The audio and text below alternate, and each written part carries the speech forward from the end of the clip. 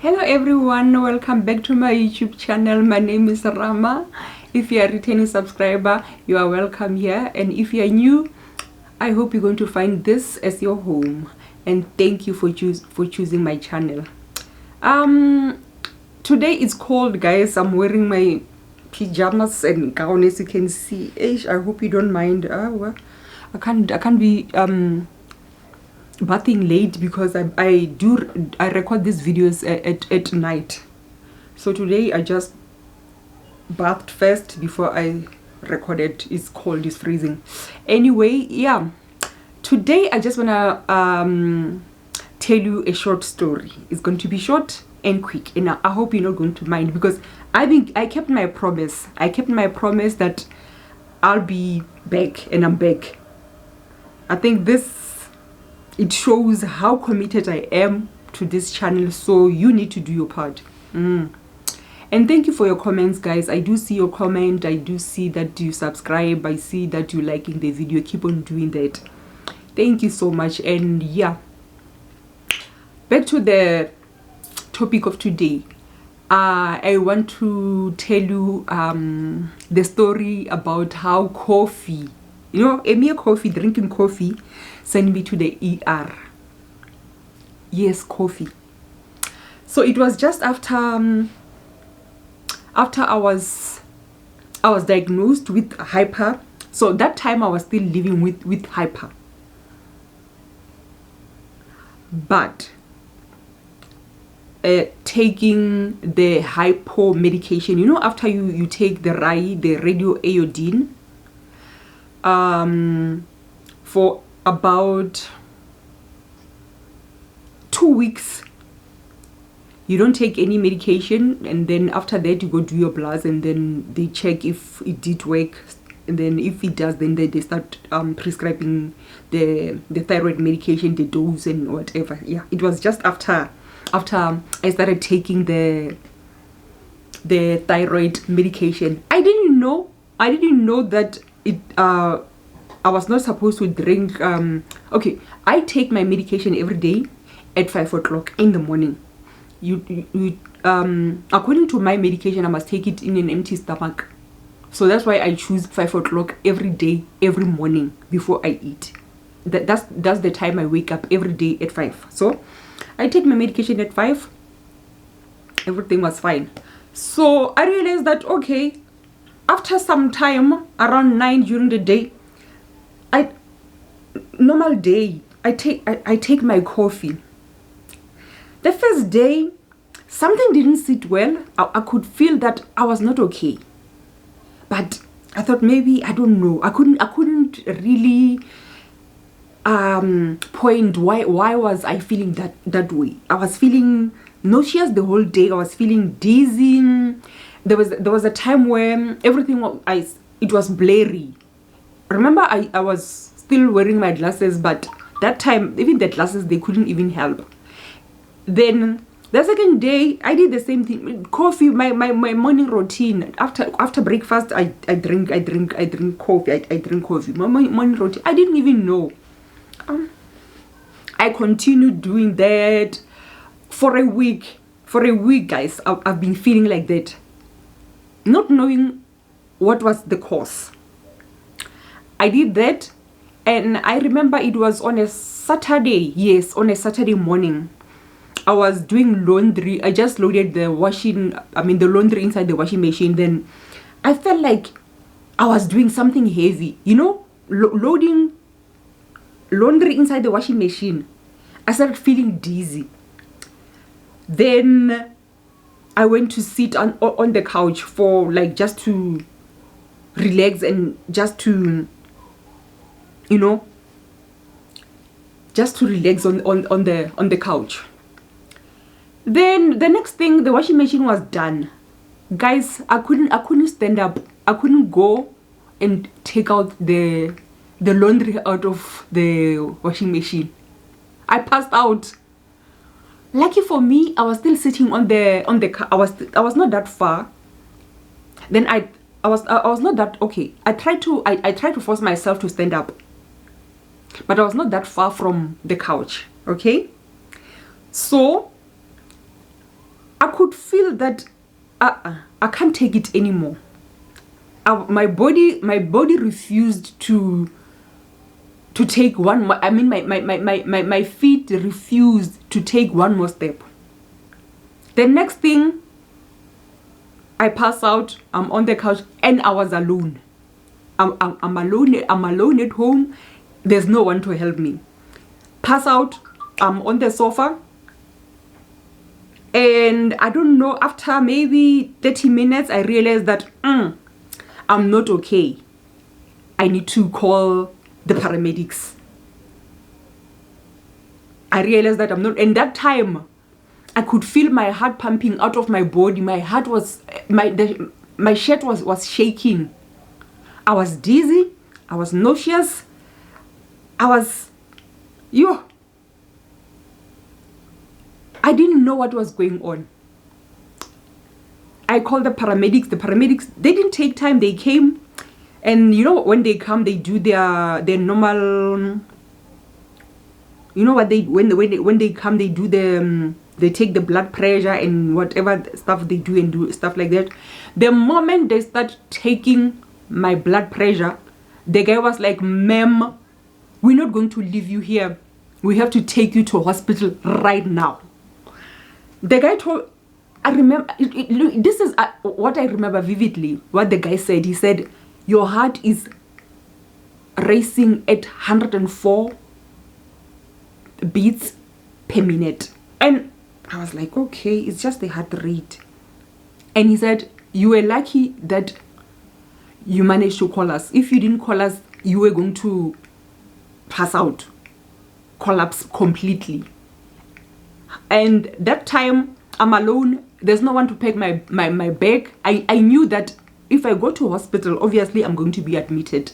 And when you go to hospital, you need to pack your bag and stuff. I just went the way I was. Nothing. I didn't have anything on me. It was just me. They asked for where my ID was. I had to direct. Can you imagine strangers come to your house?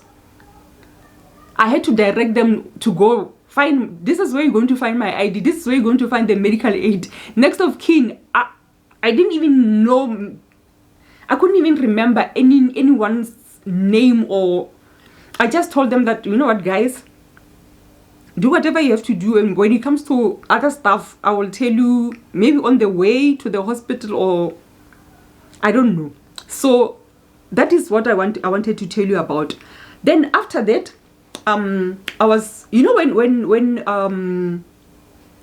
the paramedics come, they take you to the nearest hospital. Okay, so the place I was at, I didn't like the hospital I was taken to. This is going to it's going to be so funny. I didn't like the hospital at all. It looks spooky. I'm not going to mention the hospital. It looks spooky to me. I was not comfortable at the hospital. Then the lady at the ER said, from here, from the ER, they are taking me to ICU. And on our way to ICU, you know, after they do all the admission and stuff, and then they must take you to your ward or the ICU, stuff like that. I saw that the mortuary was just the door after the ICU. It didn't sit well with me while I was there. Then I told myself that no ways, I'm not going to be at this hospital. I'm not going to sleep here. That hospital, it was so cold. It felt so cold and spooky. It was the first time I went to that hospital. Then I arranged with my other doctor. This one is my lifesaver. I told the matron that day that, okay, can you arrange with my doctor from this specific hospital that I normally go to, so that I can be admitted to that hospital. Then they were like, okay, if it's like that, they will need the doctor to consent that he really need you to be transferred to that hospital, because normally something like that doesn't happen. According to the medical aid, I must be taken to the nearest hospital, not the hospital that I prefer. Okay, so yeah, it took long. I think I got to that.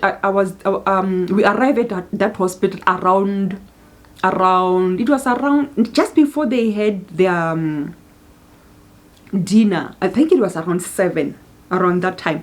I couldn't eat. I told them that I'm not going to eat their food until they confirm that there's another ambulance that is going to take me to the hospital that I want. Even the nurses there, they were like, they've never seen a patient who with so many demands. It means I'm okay, I must go home. But the another thing, if I was okay, guys, I was there. I didn't even have money to go back home. So I needed to go to that hospital to stay for a long time until someone come and visit and bring me food. Changing clothes, and someone who will be coming to come and pick me up the day I'm discharged. I arrived at my hospital. It was around 2 a.m. in the morning. I never slept, not even a wink. I never slept. I made sure I don't close my eyes there because my heart was not okay. I was not feeling okay. The fact that there was a mortuary, the same corridor, I didn't want to risk anything. So my doctor came in the morning. He was like, "Whoo, Rama, you are so demanding. A patient like you, it has never happened." So my doctor came and then he told me that, okay, this is what has been happening to you. Okay, then he started asking me about what I eat, what I normally eat. Then I said, okay, this is what I eat, or this I eat. And then I said, the moment I mentioned coffee, he said, nah. You shouldn't drink coffee after taking your medication. Maybe you should wait something like 4 to 5 hours after taking coffee. Then I was like, what? So I cannot drink coffee even after 30 minutes of taking the medication. Then he said, no, you can't. I didn't know, guys, that coffee and the thyroid medication, they don't mix. I learned the hard way. And after that, I never, not even once, I never even, when I say never, even now when someone drinks coffee next to me, it doesn't smell nice to me. I feel like vomiting immediately. I'm sorry to say that nasty word, vomiting, but I that is how I feel about coffee now. I don't drink coffee anymore. I enjoy my tea. I enjoy I just enjoy my tea. I have different blends of teas that I can drink now. No coffee for me ever again. I learned the hard way. I hope you guys are going to enjoy this story I'm telling you tonight, and I hope you stay warm. It's cold, it's freezing. I don't know when this winter is going to end, and I hope you are keeping yourself warm. Guys, keep warm and don't forget to exercise. Even if it's cold, you must exercise. You go to gym, no matter what, you exercise. You keep yourself fit. Don't forget to take your medication, your supplements, whatever your doctor has prescribed for you. Don't forget to take that. Take care of yourself. It was nice talking to you, and like I can see, that my mojo is back. My mojo is back, guys. Being in front of the camera, during the day, I can't wait to come back. To be honest with you, I can't wait to come back and sit in front of this camera, talk to myself, knowing that you guys are listening. I am enjoying to do this. So I'll see you in my next upload. I hope you enjoyed this one, and please don't forget to subscribe. Don't forget to like the videos. I see that you're liking, but the like and the subscribing, and it doesn't, I think, yeah, we will get there. I'm not in a hurry, guys. Like I said, this is not for me only. This is for us. I'm not in a hurry to grow this channel. This is something that I enjoy doing, talking about my life story, my journey about thyroids. Whether there's 5 people who are listening or 2 people who are listening, I'm satisfied. I am satisfied. So guys, enjoy your day. If you are going to watch this during the day, enjoy your evening. Have a good evening. Yeah, I'll see you in my next upload. Bye guys.